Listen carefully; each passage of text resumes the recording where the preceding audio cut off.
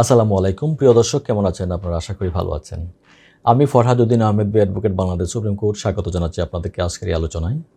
আজকের আলোচনা যে বিষয়টা নিয়ে আলোচনা করব সেটা আপনারা ইতিমধ্যে জেনে গিয়েছেন আলোচনার টাইটেল দেখেই। ছোট্ট একটি বিষয়, অত্যন্ত গুরুত্বপূর্ণ এবং আপনাদের জন্য আশা করি উপকারে আসবে, সাথেই থাকবেন আশা করছি। প্রিয় দর্শক, চেকের মামলা বহুল প্রচলিত। অনেকেই আমাদের সমাজে এই ধরনের সমস্যার সম্মুখীন হন।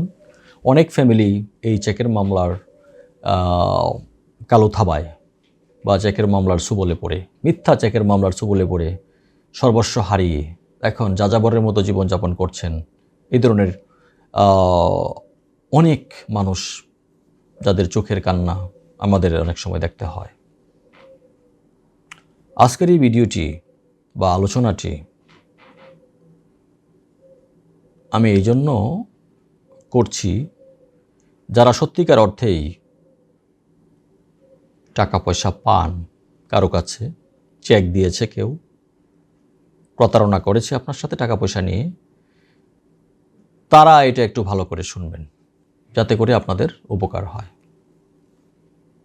আপনাদের কাছ থেকে কেউ প্রতারণা করে টাকা নিলে চেক দিয়ে অবশ্যই আপনাদের চেকের মামলা করে বা যেভাবে হোক টাকা পাওয়ার অধিকার রয়েছে, আইন সেইভাবেই কিন্তু আছে।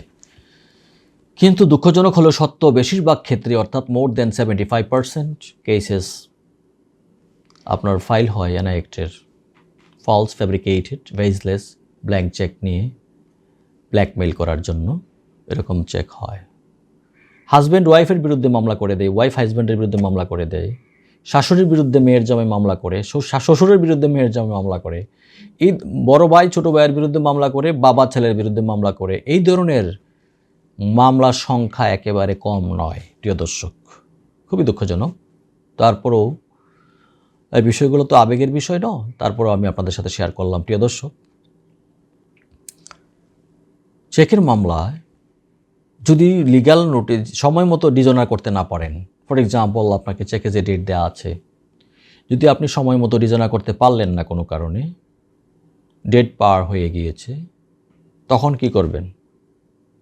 অথবা চেকের মামলা ডিজনার করিয়েছেন, রেখে দিয়েছেন, লিগ্যাল নোটিশ সার্ভ করেননি বা মামলা কোনো কারণে করেননি, সমঝোতা হবে এরকম একটা প্রক্রিয়া চলতেছিল, যার কারণে মামলা করেননি, সময় পার হয়ে গিয়েছে, যেহেতু স্পেশাল লিমিটেশন ল এখানে অ্যাপ্লিকেবল না, আপনি মামলা করতে পারছেন না অ্যাক্টে 138-এ, তাহলে উপায় কি? আপনি কি টাকা পয়সা পাবেন না? প্রতারক জিতে গেল?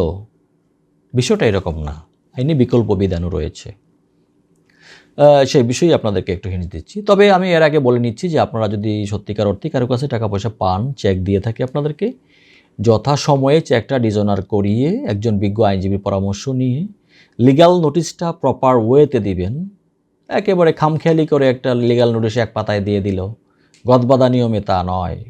সেই লিগ্যাল নোটিশে যদি এই শব্দটা না থাকে, তাহলেও কিন্তু আপনার মামলা নষ্ট হয়ে যেতে পারে। যদি এরকম লেখে যে চেকটি ডিজনার করানো হইল এবং আপনার কাছে টাকা পয়সা দাবি করা হয়েছে, দাবি করা সংক্রান্ত বিষয়ে যদি কোনো কথা না থাকে এবং এটি যে রেজিস্টার্ড এডি যুগে পোস্ট করা হচ্ছে, এই সমস্ত কথাও যদি কমপ্লেন পিটিশনে বা লিগ্যাল নোটিশে না থাকে, তাহলে কিন্তু অনেক সময় মামলা নষ্ট হয়ে যায়। যা হোক, যেটা বলছিলাম, যদি এরকম সময়ের মধ্যে মামলা করতে না পারেন, খামখেয়ালি কারণেই হোক বা যে কোনো কারণেই হোক, না পারলে আইনের যে বিধান সেটা আছে যে আপনি এটা একটা অফেন্স করেছে পেনাল কোডের আপনার 420 ধারায়, অর্থাৎ 420 সেকশন 420-তে মামলা করতে পারেন। 406-এ অনেকে এলিগেশন এনে মামলা করে, আবার কেউ 506-2-তেও মামলা করে। কিন্তু এই ধারাগুলো এখানে আসলে অপ্রাসঙ্গিক, অবান্তর। 406-এর বিষয় এখানে আসবেই না চেকের মামলায়। 406-এর কোনো উপাদান নেই, এনট্রাস্টমেন্ট নেই।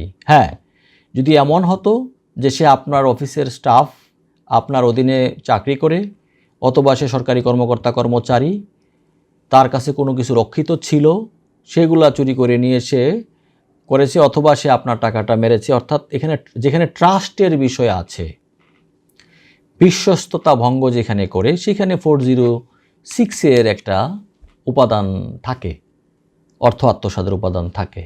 কিন্তু 420 যেটা চিটিংয়ের উপাদান আছে কিনা সেটা দেখতে হবে। এখন এটা বিতর্কের বিষয়। Initial deception, initial intention to deceive anybody else যদি না থাকে, ম্যানসরিয়া না থাকে, তাহলে তো চিটিং হবে না। সেটা হলো আপনার আইনি ব্যাখ্যার বিষয়। কিন্তু আপনাকে কি করতে হবে, পরবর্তীতে আপনার রিজোর্ট হচ্ছে কি পেনাল কোডের 420 ধারায় মামলা করা, সাথে যদি আপনি মনে করেন আপনাকে থ্রেট দিচ্ছে বা কোনো কিছু ক্রিমিনাল ইন্টিমিডেশন, অপরাধজনক হুমকি বা ভয়ভীতি যদি কেউ প্রদর্শন করে, তাহলে 506 পেনাল কোডের আপনারা একটা মামলা করতে পারেন। সিআর মামলাও হতে পারে, সেটা থানায় মামলা, জিআর মামলা করতে পারেন। এখন প্রশ্ন আসতে পারে, এই ধরনের মামলার রেজাল্ট কি, ভবিষ্যৎ কি? আমি কি আমার টাকা ফেরত পাবো? এক কথায় যদি বলি, অনেস্টলি বলি, এই ধরনের মামলা করে আপনি আপনার টাকা ফেরত পাবেন না। আদালত আপনাকে এই মামলার ট্রায়াল শেষে টাকা ফেরত দেওয়ার জন্য কোনো নির্দেশ দিতে পারবেন না। আইনে সেই ধরনের কোনো বিধান নেই। আইনে কি আছে? মামলা করবেন, সমন দিতে পারে, ওয়ারেন্ট দিতে পারে, তাকে ওয়ারেন্ট দিবে, তাকে ধরে আনবে, তার কাস্টডিতে থাকবে, জামিন নিবে, বা এরকম একটা পর্যায়ে আপনার সাথে হয়তো অ্যামিকেবল সেটেলমেন্ট বা সুলেনামা বা আপোষনামার করে আপনার টাকা পয়সা দেওয়ার জন্য কোর্ট হয়তো একটু চাপ দিবে, বা সে একটু ভয়ভীতি পেয়ে টাকাটা সত্যিকার অর্থেই যদি আপনার কাছ থেকে নিয়ে থাকে, সেটা আপনাকে দিয়ে মামলার দায় থেকে সে অব্যাহতি হয়তো at the middle of the trial সে নিয়ে করতে পারে। কিন্তু অনেকে আছে আবার যে না, মামলা ফেস করব, এখানে তো আমার টাকা দেওয়া লাগবে না, তার পক্ষের উকিল আছে, অ্যাডভোকেট, লার্নেড অ্যাডভোকেট সাহেবরা এরকম তাকে গাইড করতে পারেন যে তুমি ট্রায়াল ফেস করো, টাকা তো তোমার দেওয়া লাগছেই না। ট্রায়াল ফেস করে কি হয়, হয়তো ট্রায়াল ফেস করলো, তার সাজা হলো, কনভিকশন হলো, সাজা হলো, আর একটা জরিমানা হলো, ফাইন হইলো। সেই ফাইন তো আর আপনি পাবেন না, সেই ফাইন পাবে হচ্ছে গভর্নমেন্ট ট্রেজারে চলে যাবে এটা। আর তার সাজা হলো, যত বছরই সাজা হোক, সেই সাজা তাকে খাটতে হবে বা খাটার বিষয় আছে। কিন্তু আপনি তো টাকা পাচ্ছেন না এই মামলা করে, তাহলে আপনি কিন্তু টাকা 420 বা 506 এই সমস্ত মামলা করে টাকা পাবেন না। সংশ্লিষ্ট অভিযুক্ত যিনি উনি কনভিক্টেড হলে ওনার শাস্তি হবে। এখানেও কথা আছে, কনভিকশন যদি দেয় আপনার ট্রায়াল কোর্ট, এর এগেনস্টে আবার আপিল করতে পারবে, অ্যাপিলেট ফোরাম আছে, ওখানে গিয়ে যদি ওনার সাজাটা যদি আবার কমায় দেয়, আবার ওনাকে যদি স্কট ফ্রি দেয়, বেকসুর খালাস দেয়, অথবা অ্যাকুইটাল করে দেয়, ওনাকে খালাস দিয়ে দেয়, তাহলে আবার আপনাকে যেতে হবে এর এগেনস্টে, খালাসের এগেনস্টে যেতে হবে, উচ্চ আদালতে যেতে হবে, অথবা ক্ষেত্র বিশেষে আপনার সেশন কোর্টে যেতে হবে।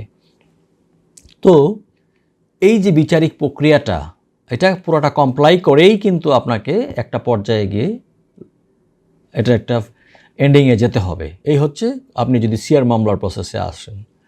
আর এছাড়া আপনি যেটা করতে পারবেন, আপনি মানি শুট, যেটাকে বলি আমরা, মামলার নামই হচ্ছে মানি শুট। আপনি মানি শুট করতে পারেন, দেওয়ানি আদালতে মানি শুট করবেন, যেই টাকাটা ক্লেম, সেই টাকার ডকুমেন্টস বা যা যা চেক আছে এগুলা দিয়ে আপনি একটা মানি শুট করতে পারেন। সেখানে একটা নির্দিষ্ট কোর্ট ফি লাগে, সেই কোর্ট ফির পরিমাণটা, সর্বোচ্চ কোর্ট ফি টাকার উপর ভিত্তি করবে, টাকার পরিমাণ কেমন। সর্বোচ্চ কোর্ট ফি এখন মোরলেস 47-48 হাজার টাকা বা তারও কম বেশি হতে পারে, এটা ফ্লাকচুয়েট করে। তো এই টাকাটা কোর্ট ফি লাগবে। পরবর্তীতে আপনি মামলা করবেন, সাক্ষী প্রমাণের বিষয় আসবে, এভিডেন্স কালেক্ট করবে, ক্রস হবে, চিফ হবে, যারা সব কিছু হওয়ার পরে আর্গুমেন্ট হবে, তারপরে রায় হবে, এক পর্যায়ে গিয়ে ডিক্রি দিবে এবং জাজমেন্ট এবং ডিক্রি দিবে। ডিক্রি দিয়ে বলবে আপনার টাকাটা দেওয়ার জন্য তাকে দিবে। যদি সেই টাকা দেওয়ার মতো যোগ্যতা থাকে তাকে দিতে হবে, না দিলে সেই ডিক্রি মূলে আবার তার প্রপার্টি অ্যাটাচমেন্টের বিষয় থাকবে, অন্যান্য অকশানে দেওয়ার বিষয় থাকবে, ওগুলা চলে আসে। এই যে প্রক্রিয়াটা, এই প্রক্রিয়াটা কিন্তু ডিলেইড একটা প্রসেস। আর যে অ্যানায়েক্টের যে প্রক্রিয়াটা, এটা হচ্ছে কম্পারেটিভলি আপনার ফাস্টার অন্যগুলোর তুলনায়। হ্যাঁ, তো এই জন্য যদি সত্যিকার অর্থেই কারো কাছে টাকা পয়সা আপনারা পান এবং আপনাদের কাছে চেক থাকে, তাহলে আপনাদের ফার্স্ট ওয়ান চুজ করা হচ্ছে বেটার। আর finding no other alternative way, আপনারা যদি কোনো রকম আসলে বিকল্প পথ না পান, তাহলে তো আপনারা একেবারে হাফ ছেড়ে বসে থাকলে হবে না। You need to take the step consulting with your learned advocate. হ্যাঁ, আপনারা ওইটা করবেন। আপনারা সেটা করার ক্ষেত্রে অবশ্যই বিচক্ষণতার পরিচয় দিবেন আশা করছি, এবং কোনো টাউট, দালাল, মুহুরি, দলিল লেখক বা যেটাই বলেন মধ্যস্বত্বভোগী কোনো ব্যক্তির শরণাপন্ন না হয়ে সরাসরি বাংলাদেশের বার কাউন্সিলের সনদপ্রাপ্ত বিজ্ঞ আইনজীবীদের পরামর্শ নেবেন, যাকে আপনার কাছে মনে হয় যে আপনার এই বিষয়টা সমাধানের জন্য যথোপযুক্ত এবং আপনার এই বিষয়টা সততার সহিত দক্ষতার সহিত অতি দ্রুত বা রিজনেবল সময়ের মধ্যে আপনাকে একটা রিলিফ দিতে পারবেন। আপনারা নিজ দায়িত্বে সেই বিজ্ঞ আইনজীবীকে খুঁজে নিয়ে আপনারা আপনাদের আইনগত অধিকার প্রতিষ্ঠা করবেন বলে আমরা আশা রাখি। ধন্যবাদ সবাইকে। ভালো থাকুন, সুন্দর থাকুন প্রিয় দর্শক। আশা করি পরবর্তী আলোচনায় আপনাদের সঙ্গ পাবো। ধন্যবাদ।